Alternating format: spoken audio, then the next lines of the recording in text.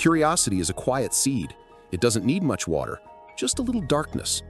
It planted itself in the dark soil of my mind and began to grow, sending out pale, questing roots.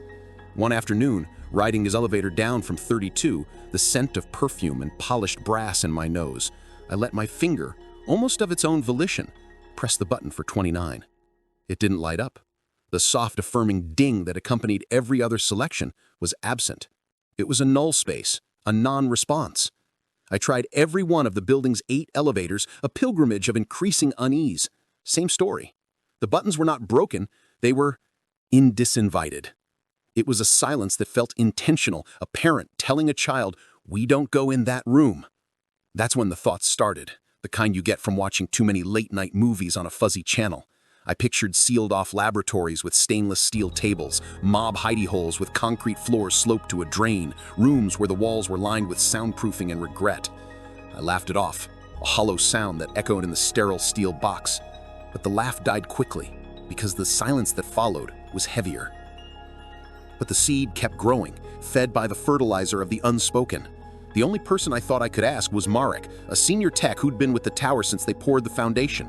He had a face like a relief map of a hard life, crevasses around his eyes and a permanent squint from looking at things too closely for too long. He had the cynical, knowing eyes of a man who'd seen the building's dirty secrets and probably mopped up a few of them. I brought it up casually while we were coiling thick orange extension cords in a storage closet that smelled of ozone and old rubber. "Hey, Marek, ever do any work on 29? Buttons are dead. Weird, right?" He froze. It was just for a second, a momentary glitch in the easy rhythm of his movements, like a video buffering. Then he relaxed, but it was a forced thing, a conscious unlocking of his joints. The air in the closet suddenly felt thick, hard to breathe. He said, "It's closed." My voice was flat, devoid of his usual gravelly warmth. "Closed? For maintenance? Since when?" "We don't work there." And that was the end of it. He finished his cable with a sharp final twist, a gesture of such absolute termination that it felt violent. He left without another word, his heavy boots echoing down the concrete corridor. The finality in his voice was a lock clicking shut. And like any lock, it only made you wonder more desperately what was behind the door. And that was the key that opened the door in my head all the way. The seed of curiosity burst into a full-grown, poisonous vine.